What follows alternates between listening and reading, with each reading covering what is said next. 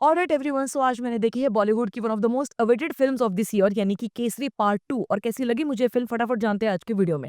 जैसे कि जब से इसका टीजर और ट्रेलर आया था तभी से हम सभी लोग बहुत बहुत एक्साइटेड थे इस फिल्म के लिए, क्योंकि मैंने अपने ट्रेलर रिव्यू में भी कहा था कि इस फिल्म का बनना बहुत ही जरूरी था। जालियनवाला बाग हत्या के बारे में अनफॉर्चुनेटली मैं ज्यादा कुछ नहीं जानती हूँ और इसका पूरा क्रेडिट जाता है हमारे सो कॉल्ड एजुकेशनल सिस्टम और सो कॉल्ड हमारे हिस्टोरियंस को, क्योंकि इतने बड़े कांड को सिर्फ और सिर्फ 4 पंक्तियों में समेटने वाला काम जो उन्होंने किया था।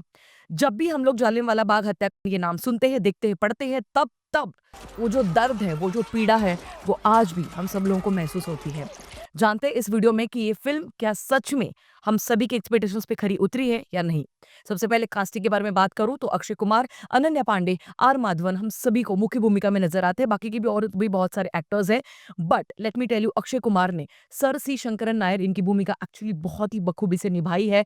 इतनी कन्विंसिंगली उन्होंने निभाई है कि हम डेफिनेटली कह सकते हैं कि अक्षय कुमार का कमबैक हो चुका है भाई साहब। क्योंकि लगातार बैक टू बैक 8 से 10 फ्लॉप्स आने के बाद अक्षय कुमार को देख के जेन्युइनली लोग उब चुके थे। बैक टू बैक फ्लॉप्स उनकी एक्चुअली इसलिए भी हो रही थी क्योंकि उनका पैशन फिल्म्स के लिए कहीं पर भी नजर नहीं आ रहा था। वो सिर्फ और सिर्फ किसी भी फिल्म को 30 और 40 दिन में खत्म करने वाले अक्षय कुमार लगातार हम सभी लोगों के सामने आ रहे थे और उसी के चलते लोग लिटरली तंग आ चुके थे अक्षय कुमार को स्क्रीन पर देखते हुए।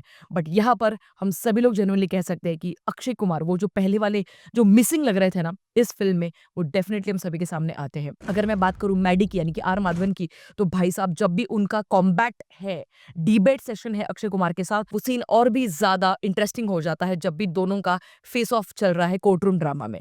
अनन्या पांडे के बारे में अगर मैं बात करूं तो पहली बार जिंदगी में वो बिल्कुल भी क्रिंज नहीं लगी है इस फिल्म में, और इसका आधा क्रेडिट तो एक्चुअली मेकर्स को भी जरूर जाता है, क्योंकि अगर राइटर अच्छा है, डायरेक्टर अच्छा है, तो क्रिंज से क्रिंज एक्टिंग करने वाले एक्टर से भी आप बखूबी तरीके से एक्टिंग निकाल कर ले सकते हैं, और इसी का ये एक एग्जाम्पल है। तो देखो, इस फिल्म का जो एक पूरा प्लॉट है वो लगभग 1913, 1911, 1919 उन सब के इर्द गिर्द घूमता है। तो उस जमाने को रिक्रिएट करना, वो सारी चीजें सेट पर डिजाइन करना, ये सारी चीजों में धर्मा प्रोडक्शंस ने एक्चुअली बहुत खूबसूरत काम किया है। And let's just not forget that, क्योंकि धर्मा प्रोडक्शन है तो आपको हर चीज एक्चुअली बहुत बहुत रिच दिखने को मिलेगी। अगर हम बात करें इस पूरे फिल्म के प्लॉट के बारे में, अब फिल्म के शुरू होने से पहले 5 मिनट के बाद ही आप सब लोगों को इस चीज का एहसास दिलाया जाता है कि आज की ये जो फिल्म है ये बिल्कुल भी पॉपकॉर्न और समोसा खाते हुए देखने की फिल्म नहीं है। अगर आपने गलती से भी समोसा पॉपकॉर्न लाए भी है फिल्म की शुरुआत में ही, तो भी आप उसको खा नहीं पाओगे, क्योंकि शुरुआत के पहले 5वें ही मिनट में जालियनवाला बाग हत्या एग्जैक्टली क्या हुआ था, कैसे हुआ था, उन सभी दर्दनाक दृश्यों को आपके सामने परोस दिया जाता है, जिसके बाद आपका दिल इतना टूटता है, आपको लिटरली रोंगटे खड़े हो जाते हो, मिक्स्ड इमोशंस आप फील करने लगते हो, आप लिटरली रो पड़ते हो उस सीन्स में। प्लॉट जो है बेसिकली जालियनवाला बाग हत्या का एग्जैक्टली क्या हुआ था वो दर्शाया जरूर जाता है। उसके ठीक बाद उसी दिन सी शंकरन नायर इनकी जिंदगी में भी बहुत बड़ा इवेंट हो रहा होता है। उनको कोई भी भनक नहीं होती कि जहां पर उनकी जिंदगी का सबसे खूबसूरत, सबसे बड़ा दिन होने जा रहा है, वहीं पे उसी दिन अपने पंजाब में एक जगह पे इतना बड़ा जेनोसाइड हो रहा है। और इसी के चलते जब एक डाइनिंग टेबल पे बहुत सारे चीप डिस्कशंस किए जा रहे हैं इंडियंस के बारे में, ये सारी चीजें धीरे धीरे धीरे धीरे सी शंकरन नायर इनको गिल्ट देने लग जाती है। और उसके बाद कैसे वही सी शंकरन नायर जो पहले अंग्रेजों के लिए काम कर रहे थे, जो पहले उनके बहुत ज्यादा चहीते थे, 180 डिग्री शिफ्ट लेकर उन्हीं के खिलाफ काम करने लग जाते हैं, देश के लिए लड़ना शुरू कर देते हैं। तो ये सारी चीजें आपको इस फिल्म में दिखाई देगी। अब यहाँ पर कोर्ट रूम ड्रामा है, पूरी की पूरी फिल्म लगभग 70 से 80% तक सिर्फ और सिर्फ कोर्ट रूम ड्रामा है। तो डेफिनेटली जो लोग बहुत ही डार्क इंटेंस डिबेट्स को देखने में इंटरेस्टेड है, ये फिल्म एक्चुअली उन सभी को बहुत बहुत इंप्रेस करेगी। स्क्रीन प्ले के अगर मैं बारे में बात करूं तो बहुत ही ज्यादा टाइट स्क्रीन प्ले है, नो नॉनसेंस है।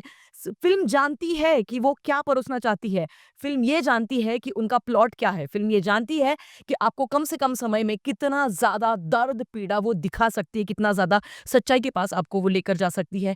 इसी के लिए मेकर्स हमें बहुत बहुत इंप्रेस कर जाते हैं। सिनेमाटोग्राफी बहुत ही खूबसूरत की गई है, जिस तरीके से कलर ग्रेडिंग की गई है, जिस तरीके से एडिटिंग की गई है, बिल्कुल भी आपको कहीं पर भी निराश नहीं करेगी। स्क्रीन पे एक्चुअली काफी ज्यादा फास्ट पेस्ड है, तो कहीं पर भी जैसे मैंने कहा वो स्क्रीन प्ले आपका हाथ नहीं छोड़ता है, स्टोरी आपका हाथ नहीं छोड़ती है, आप बिल्कुल भी इधर उधर देखना नहीं चाहोगे कि आजू बाजू में क्या हो रहा है।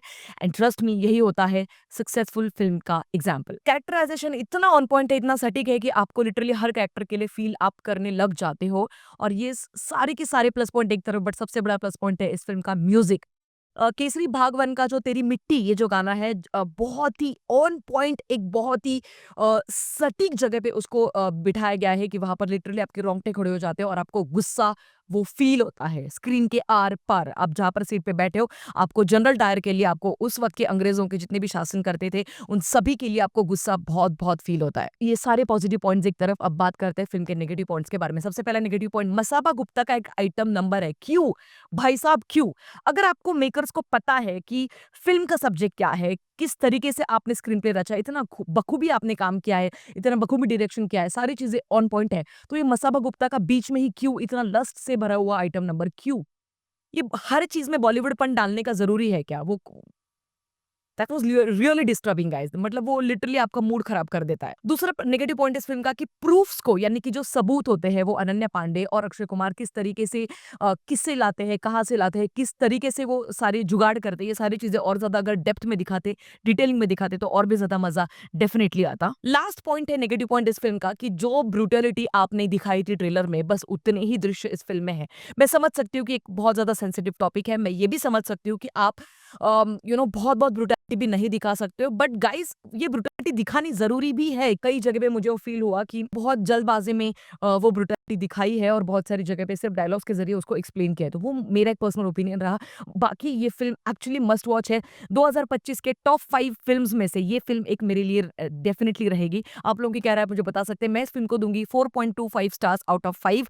मस्ट वॉच फिल्म है, फैमिली को लेकर जाओ, सबको लेकर जाओ, किसी चीज़ के बारे में मत सोचो, बस जाओ। जब तक आप अच्छी फ़िल्मों को सपोर्ट नहीं करोगे, जब तब तक और ज़्यादा अच्छी फ़िल्में नहीं आती रहेगी।